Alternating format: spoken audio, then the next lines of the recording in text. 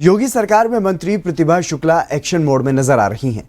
बाल विकास पुष्टाहार के तहत बच्चों को दिए जाने वाले रिफाइंड को बेचे जाने के मामले में देवरिया में बड़ी कार्रवाई की गई है, जिसमें सीडीपीओ और आंगनबाड़ी समेत कई लोगों पर कार्रवाई की गई। मंत्री प्रतिभा शुक्ला ने साफ किया कि विभाग में अब भ्रष्टाचार और लापरवाही बर्दाश्त नहीं होगी। हमारे सहयोगी अमितेश श्रीवास्तव ने यूपी सरकार की मंत्री प्रतिभा शुक्ला से खास बातचीत की। उत्तर प्रदेश सरकार की मंत्री प्रतिभा शुक्ला जी एक्शन में हैं और इस एक्शन का असर देखने को मिल रहा है। देवरिया में बाल विकास पुष्टाहार विभाग के सीडीपीओ समेत 5 लोगों के खिलाफ कार्रवाई हुई है, निलंबित किया गया है और एफआईआर दर्ज करने के निर्देश मंत्री जी की तरफ से दिए गए हैं। प्रतिभा शुक्ला जी इस वक्त हमारे साथ बातचीत करने के लिए मौजूद हैं। प्रतिभा जी, एक बड़ी कार्रवाई मानी जा रही है और जिस तरीके से ग्राउंड जीरो पे जाके आपने कार्रवाई की है, किस तरह की कमियाँ आपको नजर आई?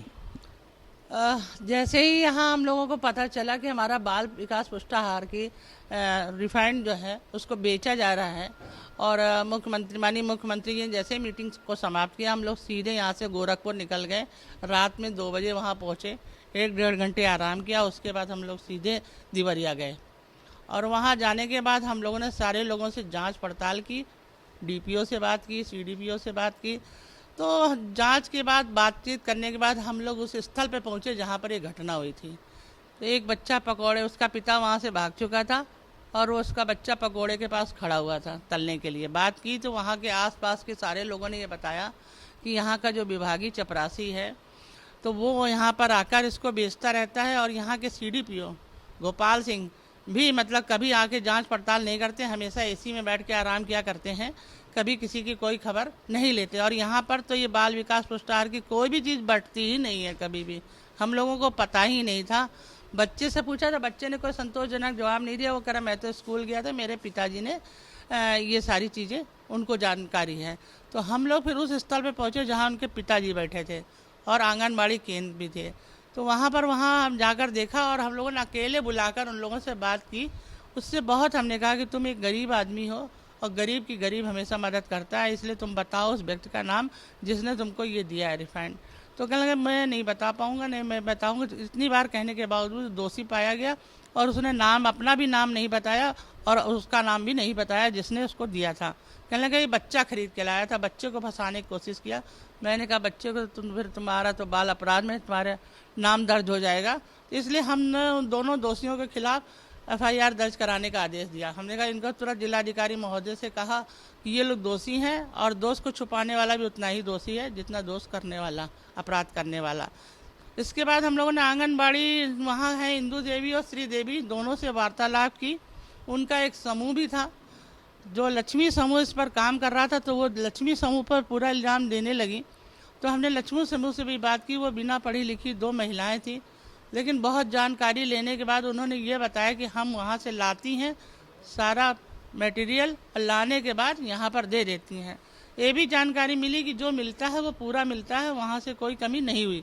पैकिंग के साथ आता है रिफाइंड और पूरे डिब्बे के साथ पैक होकर आता है जो आंगनबाड़ी को दिया गया। आंगनबाड़ी से बात की तो वो कहने लगी मैं BA पास हूँ, लेकिन उन्होंने कोई भी संतोषजनक जवाब दिया, ना उनका रजिस्टर पूरा था ना उनको कोई जानकारी थी, जबकि वो बिना पढ़ी लिखी महिला ज़्यादा अच्छी लक्ष्मी समूह की बता रही थी। चूँकि वो बिल्कुल अनभिज्ञ थी तो कहने लगी मैं ला कर इनको देती, बाकी इनकी जिम्मेदारी है। वो कोई संतोषजनक जवाब नहीं दिया, जिससे पता चला कि वहीं पर उनके रजिस्टर के कारण ना उनका रजिस्टर भरा हुआ था। और एक तो रोने लगी देखते, कहती मुझे माफ़ कर दो, मुझे माफ़ कर दो, बार बार कहती जा रही थी। तो माफ़ी का तो कोई सवाल ही नहीं उठता। जो बच्चों को, गरीब बच्चों को देने की चीज़ें सरकार जिसमें रात दिन काम कर रही है, सरकार हमारी जीरो टॉलरेंस पे काम कर रही है। तो हम ये चाहते हैं कि हमारे सारे लोग जो बच्चे हैं गरीब, उनको अनाज मिलता रहे। फिर हम लोग वहाँ के बाद बाहर आए निकल कर, वहाँ बहुत भीड़ इकट्ठा थी। सारे लोगों की यही एक कंप्लेन थी कि यहाँ पर कभी भी रिफाइंड चावल दलिया बढ़ता ही नहीं। 2 लोगों को सिखा के वो लोग लाए तो उन्होंने कहा दलिया तो हम जानवरों को खिला देते हैं। हमने कहा इतना अच्छा दलिया और आप जानवर को खिला देती हैं। फिर हम लोगों ने पूरा दलिया, फिर पूरे जनता से बात की। जनता ने यही कहा अरे हम लोग तो खाने के लिए लेके जाते हैं, हम इसको फेंक ही नहीं सकता। रिफाइंड इतना अच्छा है जिसको बनाने के बाद हमें पूरा लाभ मिलता है और हम चाहते हैं कि हमारे बच्चों को मिले, इसलिए। लेकिन हमको तो यही कंप्लेन है कि एक व्यक्ति को 1 महीने मिलता है तो दूसरे महीने को दिया ही नहीं जाता। फिर वहाँ कुछ पत्रकार भी थे, सारे लोगों से वार्ता करने के बाद ये निष्कर्ष पहुंचा कि दलिया सारा बेच दिया जाता है, सीधे बिहार बॉर्डर पे चला जाए। बनकटा गांव है जो बिहार से लगा हुआ है, तो सीधे बिहार चला जाता है और यहाँ बहुत दिनों से ये सारे घपलेबाजी चल रही थी, जिसके तहत हम लोगों ने ये तुरंत यही निर्णय हुआ कि सीडीपीओ को सस्पेंड किया जाए। सुपरवाइजर से बात की, मेहरून निसा जो थी वो उसको भी बात करने के बाद वो कहने लगी मैं रोजे से हूँ, मैं कुछ कर नहीं पाती, मेरे पास कन्वेंस नहीं है, जाने आने का साधन नहीं है। तो हमने कहा जाने आने का साधन नहीं तो वीडियो कॉल का ज़माना है, आप वीडियो कॉल से करके बात कर सकती हैं, समूह की फ़ोटो मंगा सकती हैं। लेकिन वो कहीं ना कहीं उनकी शिथिलता पाई गई, उन्होंने कोई भी चेक ही नहीं किया। और हम ये समझते हैं कि पूरी सारे लोगों की मिली भगत हमको नज़र आई और सारी जनता ने यही कहा कि आप यहाँ पर आई हैं तो बहुत अच्छा किया, हम लोगों को जानकारी भी मिल गई, लेकिन हमें तो पता ही नहीं था। दूसरा 900 हमारे आंगनबाड़ी केंद्र हैं जहाँ लोगों को पता ही नहीं, जो शहर में जो किराए पे चलते हैं, आज तक लोगों की जानकारी से छुपे हुए हैं। तो फिर हम लोगों ने एक भी निर्णय लिया कि हर आंगनबाड़ी केंद्र पर बोर्ड लगा दिया जाए, जिससे लोगों को पता चल जाए कि यहाँ आंगनबाड़ी केंद्र है और यहाँ पर सरकार की तरफ से बच्चों को सुविधाएं मिल रही हैं जो उनका लाभ मिले। और सरकार ये चाह रही है कि हमारे आंगनबाड़ी केंद्र प्री प्राइमरी स्कूल के रूप में आएँ। तो हमारी पूरी कोशिश रहेगी कि जहाँ भी ऐसे घोटाला और अनियमितताएँ की जाएंगी वहाँ पर हम लोग जाकर उस पर सख्त कार्रवाई करेंगे। ऐसा हमारा दृढ़ संकल्प है, क्योंकि हम लोग दोनों पत्नी वचनबद्ध हैं कि हम सभी लोग ईमानदारी के साथ काम करेंगे और ऐसे गलत कार्य करने वालों के लिए सख्त कार्रवाई की जाएगी, क्योंकि सरकार की हमारी मंशा यही है। बिल्कुल, तमाम जगहों पे और इस तरह की शिकायतें आ रही हैं जहाँ पर विभागीय जो रिफाइंड है वो ब्लैक में बेचे जा रहे हैं, तो वहाँ पर आने वाले दिनों में किस तरह की कार्रवाई आपको करेंगी और किस तरह की कार्रवाई देखने को मिलेगी? देखिए, जहाँ भी हमें शिकायत मिलेगी तुरंत हम लोग जाएंगे और संज्ञान में लेकर तुरंत कार्रवाई करने का आदेश देंगे। इसमें किसी को बख्शा नहीं जाएगा, किसी को माफ़ नहीं किया जाएगा, चाहे वो अपना कितना मिलने वाला क्यों ना हो।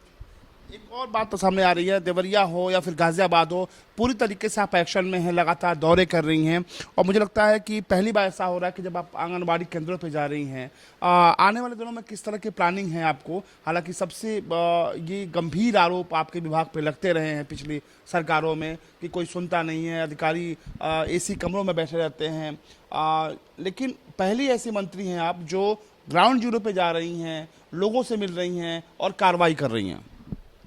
देखिए, एक जिम्मेदारी जब हमें मिली और बहुत जिम्मेदारी का पद हमारे शीर्ष नेतृत्व ने हमें दिया है, तो इस पद के साथ इंसाफ करने के लिए हमें उन सारी जगहों पे जाना है जहाँ पर ये गलत कार्य हो रहे हैं। और हमारे विभाग यहाँ पर महिला कल्याण बाल विकास पुष्टाहार पर हमेशा इल्ज़ाम लगता आया है। मेरी 100% कोशिश रहेगी कि हम इसको ख़त्म करने का कार्य करें और इसमें हमारी पूरी तरह से जा के जहाँ भी कहीं गड़बड़ियाँ हैं उनको पकड़ने का काम किया जाएगा। और हम अपने मुख्यमंत्री जी से मिलकर इसमें कुछ ऐसा प्लान बनाकर जिससे गड़बड़ी ना हो, आगे इस पर कार्रवाई करवाएंगे। बहुत शुक्रिया।